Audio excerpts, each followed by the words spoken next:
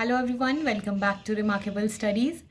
आज मैं आपके साथ डिस्कस करने जा रही हूँ एक फ़ाइल वर्क जो बीएड का है।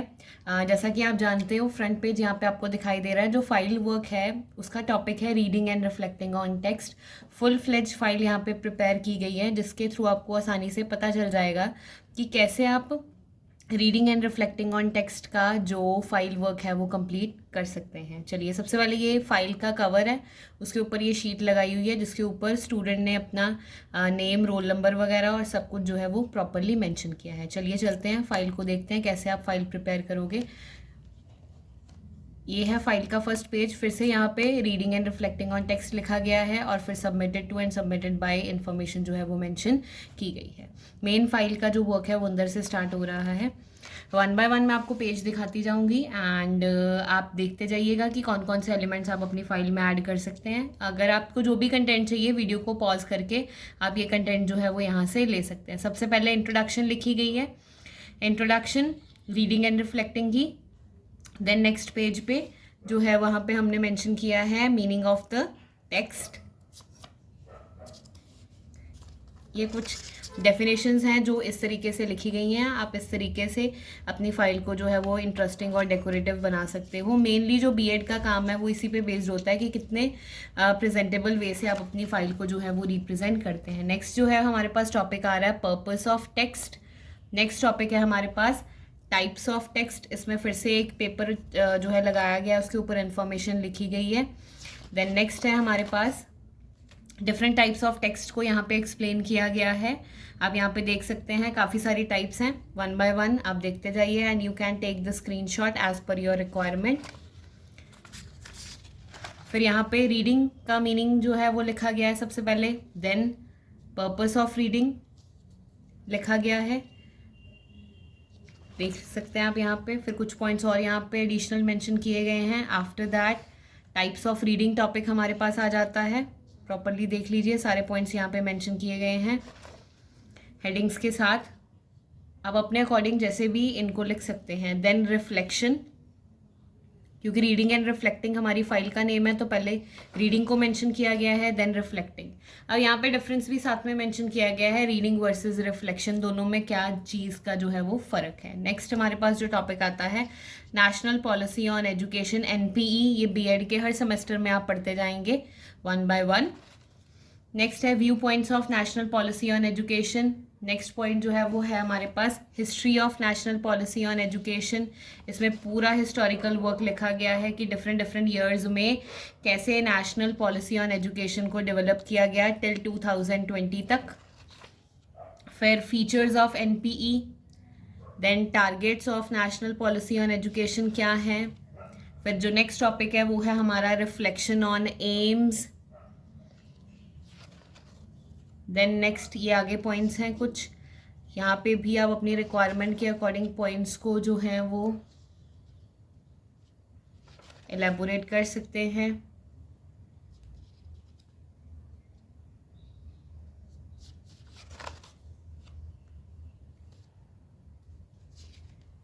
नेक्स्ट ये कुछ इंपॉर्टेंट एलिमेंट्स हैं जो इस तरीके से पॉइंट्स जो है यहाँ पे हाईलाइट किए गए हैं।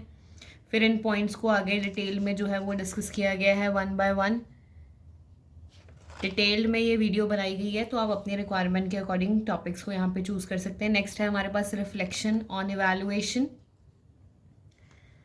एलिमेंट्री स्टेज को एक्सप्लेन किया गया है, higher secondary education, secondary stage, ये सब कुछ एक्सप्लेन है यहाँ पे। फिर national curriculum framework 2005, perspective of NCF, क्यों एनसीएफ बनाया गया है, एनसीएफ की हिस्ट्री क्या है, पूरा हिस्टोरिकल बैकग्राउंड लिखा गया है। Then guiding principles of NCF, reflection on aims topic हमने कवर किया है यहाँ पे। फिर कुछ और एडिशनल पॉइंट्स हमने यहाँ पे मेंशन किए हैं। देन कंपोनेंट्स ऑफ एनसीएफ के क्या कंपोनेंट्स हैं, किन चीज़ों से मिलके एनसीएफ बना है, ये सारे पॉइंट्स जो है यहाँ पे आपको डिटेल में मिल जाएंगे।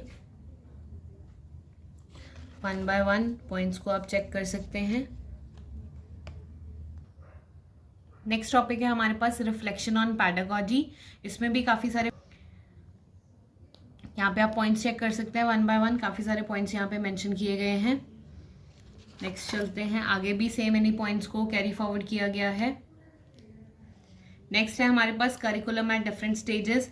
इसमें फिर से दोबारा से स्टेजेस को एक्सप्लेन किया जाएगा। आपको पता है प्राइमरी, अपर प्राइमरी, सेकेंडरी, ये सारी स्टेजेस होती हैं जिसमें कि कैसे पढ़ाना है, इस चीज़ को क्या किया जाएगा, रिप्रेजेंट। देखिए at primary stage objectives, upper primary stage के बारे में इंफॉर्मेशन है, then secondary stage, higher secondary stage के बारे में इंफॉर्मेशन दी गई है। फिर है रिफ्लेक्शन ऑन इवैल्यूएशन। अब पूरी पॉलिसी को आइडेंटिफाई किया गया और उसके बाद क्या मेरिट्स और क्या नुकसान देखने को मिले उसके बारे में यहाँ पे इंफॉर्मेशन दी गई है। मेरिट्स के साथ डीमेरिट्स लिखी गई हैं। आप इनको एक्सप्लेन भी कर सकते हो, otherwise you can just mention these points in your file.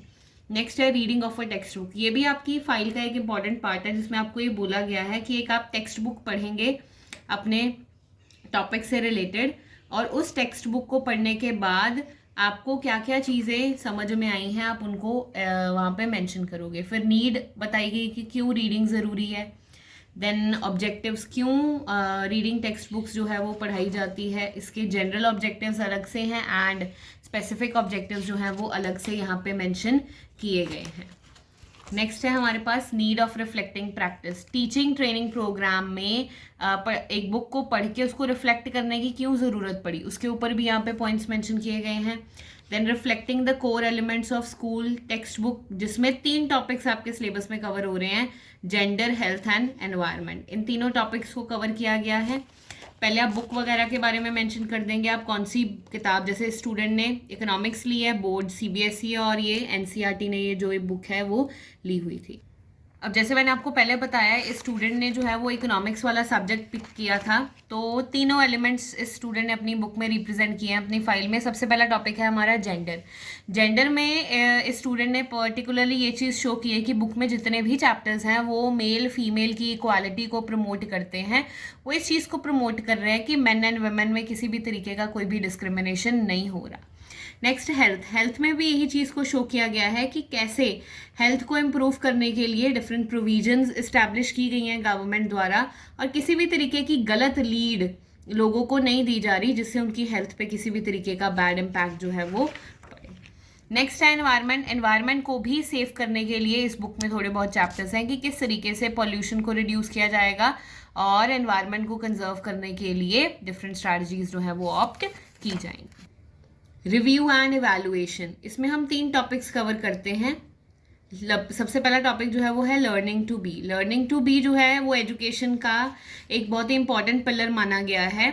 इसका ये मतलब है कि ह्यूमन बींग्स के पास फ्रीडम है प्रॉपर कि वो अपनी रिक्वायरमेंट के अकॉर्डिंग किसी भी टॉपिक को लर्न कर सकते हैं on the basis of their intelligence, on the basis of their values. फिर यहाँ पे concepts of learning to be को कवर किया गया है। फिर interpretation, learning to be actual में है क्या, वो पूरे व्यू पॉइंट्स यहाँ पे रिप्रेजेंट किए गए हैं। Principles of learning to be. फिर लर्निंग विदाउट बर्डन को प्रमोट किया गया है। यशपाल कमेटी की ये रिपोर्ट थी, उन्होंने ये चीज़ बोली कि एजुकेशन ऐसी होनी चाहिए कि बच्चा इसको बोझ ना समझे, बल्कि इंटरेस्टिंग वे से कंसेप्ट्स को इंट्रोड्यूस किया जाए ताकि बच्चा जो है वो प्रॉपरली पढ़ाई करे। इस रिपोर्ट के 5 इंपॉर्टेंट पार्ट्स थे। डिटेल में लिखने की ज़रूरत नहीं है क्योंकि रेपिटेशन हो जाएगी काफ़ी सारी चीज़ों की। दैन एवैल्यूएशन, यशपाल कमेटी ने जो चीज़ बताई फिर उसको जांचा गया, परखा गया कि सही अप्रोच इस कमेटी ने डेवलप की है या नहीं की। Then problems of curriculum load, क्या क्या चीज़ें पढ़ाई में बच्चों को प्रॉब्लमैटिक इश्यूज दे रही थी, फिर इन प्रॉब्लम्स के क्या कारण हैं और कमेटी ने कौन कौन सी रिकमेंडेशंस इस पॉलिसी में लर्निंग टू बी के लिए दी। नेक्स्ट है हमारे पास ह्यूमन रिसोर्स डेवलपमेंट टॉपिक है हमारा इकोनॉमिक ह्यूमन डेवलपमेंट।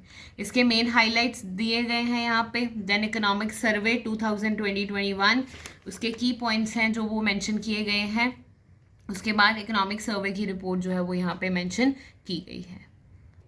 यहाँ पे जो है वो हमारा मेन फाइल वर्क जो है वो कंप्लीट हो गया है। इसके बाद आप जो है reading and reflecting on text के ऊपर एक पावर पॉइंट प्रेजेंटेशन बनाएंगे और ये पावर पॉइंट प्रेजेंटेशन की जो प्रिंट आउट्स हैं वो स्टूडेंट ने अपनी फाइल के पीछे जो है वो पूरा का पूरा लगाया गया है। मैं आपको ऐसे दिखा देती हूँ एक बार। ये पूरी पीपीटी है जो बच्चे ने बनाई है। इस पीपीटी का लिंक मैं आपको नीचे डिस्क्रिप्शन बॉक्स में दे दूँगी, आप वहाँ पे जाके इसको चेक कर सकते हैं और डाउनलोड कर सकते हैं और अपने जो टीचर्स हैं उनको रिप्रेजेंट कर सकते हैं। फिर एंड में इसकी एक हार्ड कॉपी जो है वो आप लगाएंगे सीडी में डलवा के, ताकि एग्जामिनर जब पेपर होगा आपका तो अगर आपको बोले कि पीपीटी चला के दिखा दीजिए तो आप वहाँ पे उनको ये पीपीटी जो है वो वहाँ पे उस टाइम पे दिखाएंगे। चलिए लर्नर्स, ये थी एक फाइल जो कि बीएड फर्स्ट सेमेस्टर के टॉपिक में कवर हो रही है। आई होप ये वीडियो आपके लिए हेल्पफुल रही होगी। इसी तरीके की और वीडियोस के लिए आप हमारे चैनल को कर लीजिए सब्सक्राइब, ताकि आने वाली वीडियोस की नोटिफिकेशंस आपको मिलती रहें। Thank you.